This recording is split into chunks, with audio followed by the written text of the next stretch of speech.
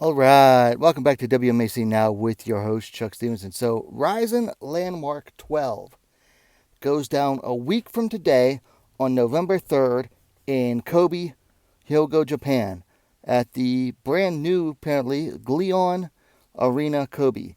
And they have not one, not two, but three ladies' fights capped off by a super atomweight championship. These could be some good fights. Now, it could be one or two of them could be one-sided, but I think overall they're going to be some pretty good fights, and certainly the title fight is definitely something to look forward to because this is a fight that already should have happened at least a year ago. Um, no reason for it not to have happened, other than the champ just simply did not want it and was trying to avoid. Honestly, she was trying to avoid it. Um, so let's get into these fights and let's start at the top and work our way down. So first up is the Super Atomweight Championship. The undefeated Seika Izawa taking on Saori Little Giant Oshima. Everybody who follows the channel regularly should be familiar with each of these ladies. Izawa popped on the scene out of nowhere. Had a very fast rise. First at strawweight, then she moved down to super atomweight, and has just mostly stunned everybody. But lately, let's be honest here, lately, she's been taking the easy path. Saori Oshima was another one who kind of like popped up onto the scene out of nowhere right around the time of COVID, or a little bit before that. No, January 2020, yeah, right around the time of COVID. And she's another one, had a fairly fast path, but that's because she was beating just about everybody. Won the Deep Jewels Atomweight Championship in a tournament. She is the Deep Jewels and Deep Microweight Champ at 97 pounds. So yeah, there was a lot going on in this fight. And both of these ladies, very superb, very offensive heavy judoka. So expect both of these ladies to be hunting for the sub in this fight. Let's look at the stats on this one. So the champ Izawa undefeated at 16-0. Little Giant Oshima coming in at 15-6. Now, of course, Izawa undefeated. But if you look at who she's been fighting lately, she fought Kana Asakura in Kana's retirement fight. So Asakura had one foot out the door. That was a year ago. 9 months ago, she fought Lucia Abdelgarim, who was 2-3 at the time. And then earlier this year, or just a few months ago, she fought Yujin Shin, who was only like 3-0 at the time, and had never even fought at super atomweight before and ended up blowing the weight pretty badly. Oshima did not have the stellar 2024 into 2025. A year and change ago, she dropped her Invicta debut to Andressa Romero. And then 5 months ago, she dropped a decision to Yeji Lee. That was a huge upset. Oshima was injured, had a bad neck at the time. But most recently, she bounced back, picked up her second win against Moeri Suda. This time it was by decision. A very good fight that was, and you can find it still on YouTube. And that was to stamp her way to this title fight. So she's only coming in off of one win, but it was a very good win. And honestly, I would put Moeri Suda over Izawa's last two opponents. Izawa is the younger fighter at 28-30. She is definitely the taller fighter. She's only 5'2" at 157 centimeters, but compared to Oshima, who's 4'11", 149 centimeters, that's a big difference. And of course, Izawa has the reach as well, 64 inches, 163 centimeters. Her reach is longer than her height, whereas Oshima's is a pretty sad 57.1 inch, 145 centimeters for reach.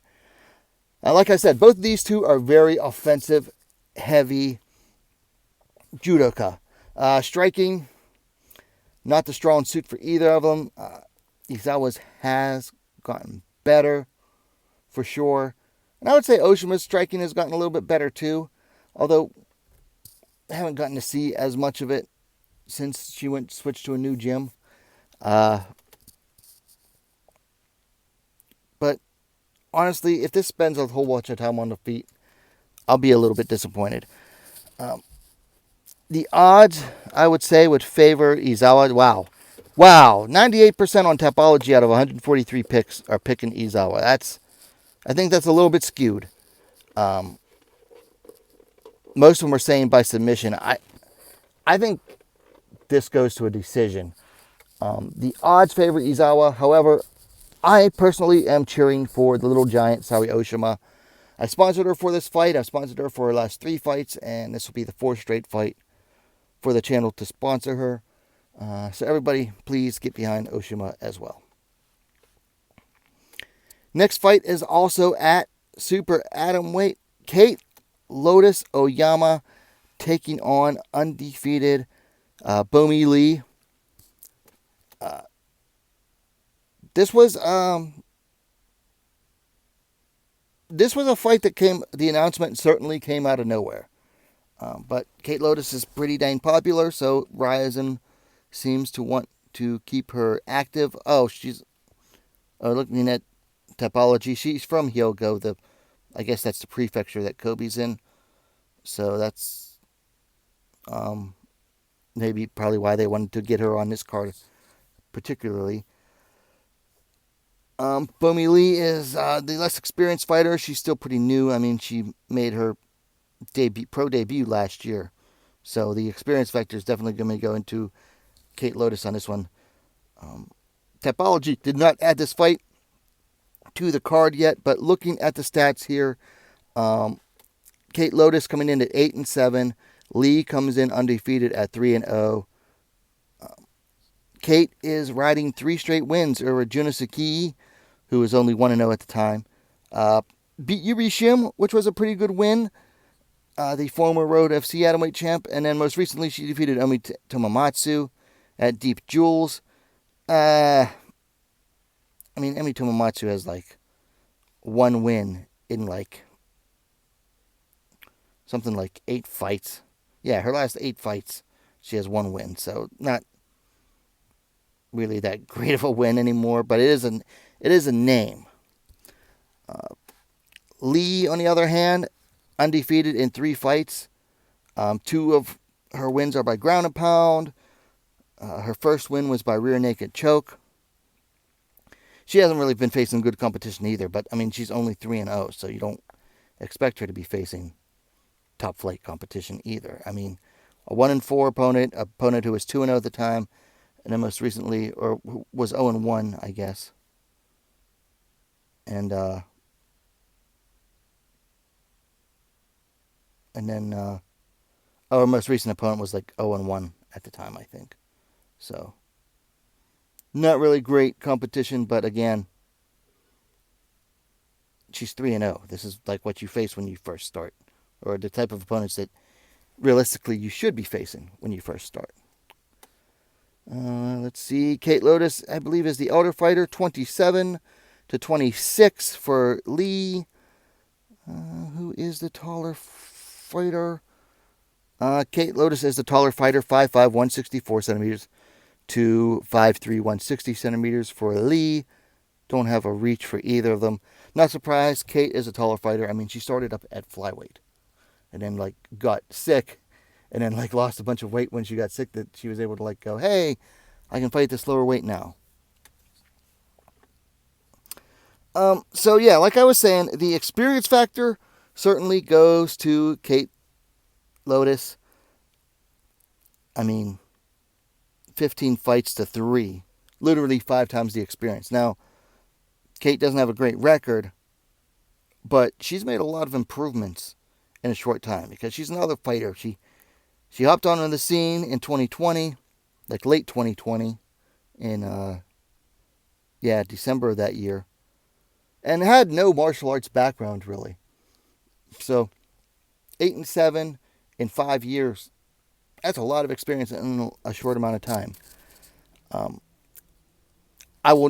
I definitely expect her to be the stronger fighter and I think she'll have the advantage on the feet.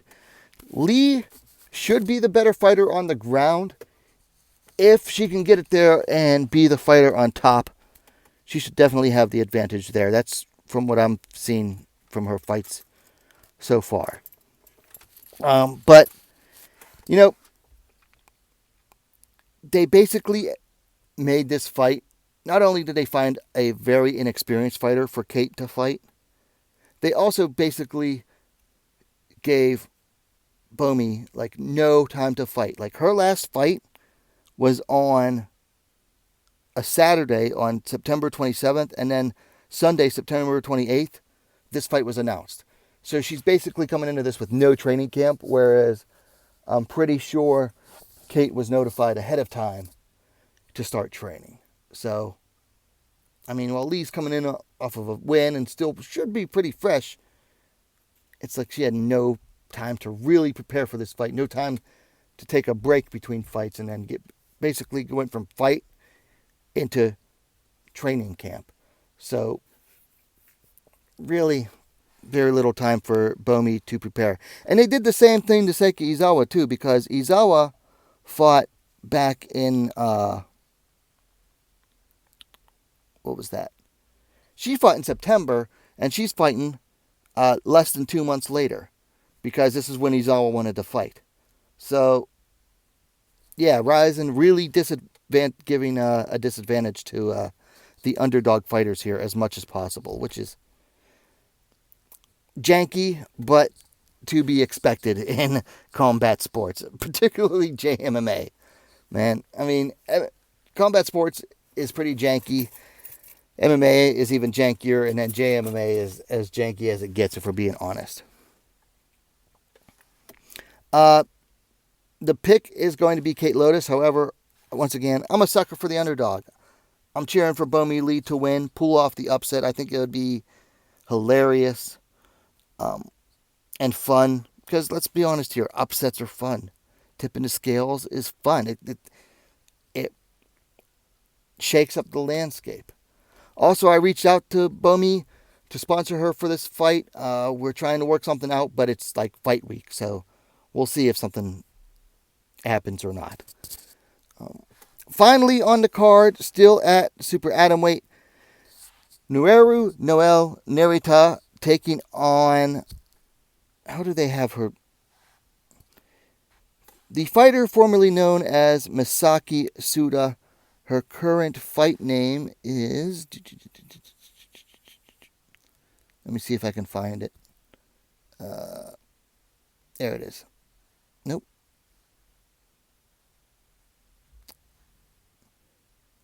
I forget. We're going to go by Umisaki Suda. I'll have it'll be on the picture, but I don't have the picture downloaded and saved right now. So, two relatively inexperienced fighters coming in here. Pretty young as well, or at least, well, Noel is very young. Suda's not. So we'll see. Yeah, both these two fighters are just getting their start, really, in the sport. This should just be a fun one. Let's look at the stats here. So NOEL coming in at 2-2. Suda, there's her name, Iruka Umisaki. She picked a new fighting name for some reason. She is coming in undefeated at 2-0 now. Last three fights, Noel dropped a decision to Sayon Park a year and a month ago. About 10 months ago, she defeated Ayana Hirata via submission. Very nice submission, too. Rear naked choke, choked her out. And then, most recently, she dropped a submission win to Moeri Suda 2.5 months ago. One of the more recent Rizin events. There's no shame in that, because Suda had way more experience on her. Suda is 2-0. She made her debut, picking up a TKO a little over a year ago against Unbi Libby Cho. Followers of the channel should recognize that name. And then she picked up a split decision 7 months ago against Saya Nakamura.